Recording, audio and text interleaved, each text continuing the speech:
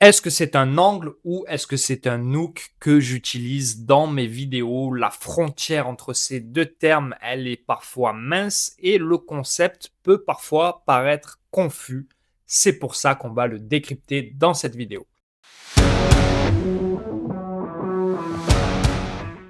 Bonjour à tous, je suis Anthony de Core Marketing Lab. C'est une agence créative issue du copywriting traditionnel et c'est comme ça qu'on aide les e-commerçants à trouver des publicités méta gagnantes. Donc avant de rentrer dans le vif du sujet, de savoir pourquoi c'est important de connaître cette différence, si c'est un angle, un hook ou juste une idée publicitaire.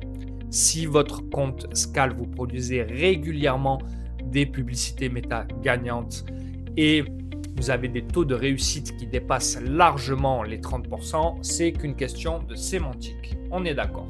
À l'inverse, je commence à travailler avec des marques en e-commerce où les taux de réussite sont assez faibles, les comptes ne scalent pas vraiment et leur approche stratégique consiste à tester plusieurs angles et hooks dans les mêmes publicités en espérant qu'il y en a une qui fonctionne.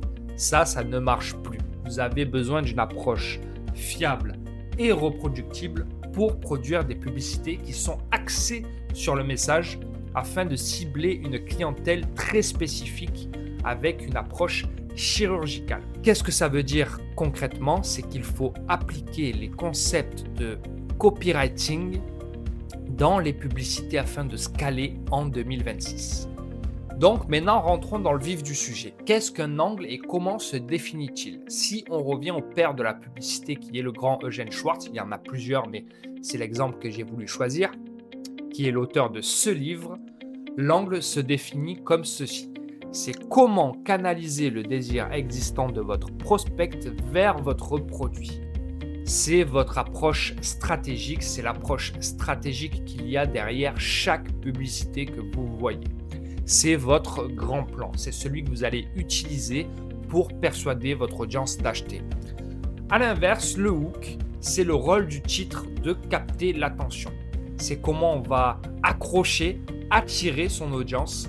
Ça, c'est le hook. Si on prend une analogie de la vie quotidienne et qu'il y a, par exemple, un homme qui est dans un bar et qui doit aller draguer une fille, il doit définir son approche stratégique. Son approche stratégique peut être par exemple, je vais aller la voir, la complimenter pour espérer la revoir. Non, c'est une bonne stratégie, c'est une mauvaise stratégie, ça ne reste qu'une stratégie. Maintenant, ce qu'il doit définir, c'est quand je vais m'approcher d'elle, quand je serai en face d'elle, qu'est-ce que je vais dire pour lui donner envie de rester quelques minutes et d'échanger avec moi. Donc, il a 10, 20, 30, 40 possibilités de phrases d'ouverture à partir de son angle de départ. Salut, tu es belle. Salut, je te trouve magnifique. Salut, je t'ai vu au coin là-bas et j'ai pas pu m'empêcher de venir te parler car tu es très belle. Voilà, tout ça, il va pouvoir le décliner à partir de son angle de départ. L'angle doit définir 3 choses parce que c'est comme ça qu'on va savoir si l'angle est bon dès le départ. Est-ce que l'angle active un désir? Donc ça, c'est la première chose. Quel désir l'angle va activer? Ensuite, quel point de douleur ou bénéfice il va amplifier? Et ensuite, à quelle motivation va être rattaché votre produit? Si on ramène ça au concept publicitaire, on va prendre l'exemple que vous vendez une veilleuse de nuit avec détecteur de mouvement, par exemple.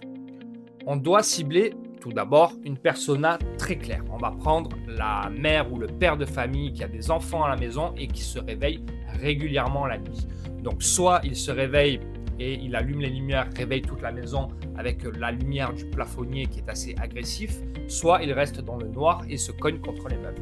Donc là, on va prendre cette persona. À partir de là, notre angle peut devenir, au lieu d'allumer une lumière agressive la nuit ou rester dans le noir et se cogner contre les meubles, passer à la veilleuse douce qui s'active seulement quand vous passez. Ça va devenir notre angle. Quel désir il active? Il va activer le désir de se déplacer la nuit sans être ébloui ou ne pas réveiller toute la maison ou ne pas rester dans le noir. Voilà, ça c'est le désir qu'il va activer. Le point de douleur, ça va être accident nocturne, réveil brutaux, et le bénéfice, lumière douce. Et la motivation qui est associée à ce produit, ça va être le confort, la tranquillité et le sommeil préservé. Donc maintenant qu'on a défini si notre angle est bon dès le départ, on va décliner les hooks.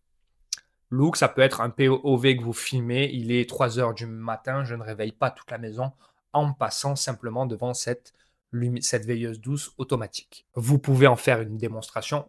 Regardez comment cette veilleuse s'éteint toute seule quand je me rendors, par exemple, ou partir sur les problèmes solutions. La lumière du plafond vous agresse quand vous l'allumez et que vous souhaitez juste aller aux toilettes, par exemple. Voilà, on va jouer sur le problème et la solution. Vous pouvez décliner plein de hooks différents à partir de cet angle. Et quand tu travailles de cette manière claire, avec un persona clair, un angle clair et un hook clair, vous verrez vos taux de réussite s'élever automatiquement.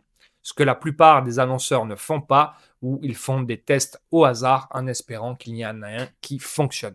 Pour aller plus loin, je vous invite à télécharger la checklist que j'ai mis au point. Ce sont les 11 piliers de la persuasion qui vous aideront à travailler vos publicités.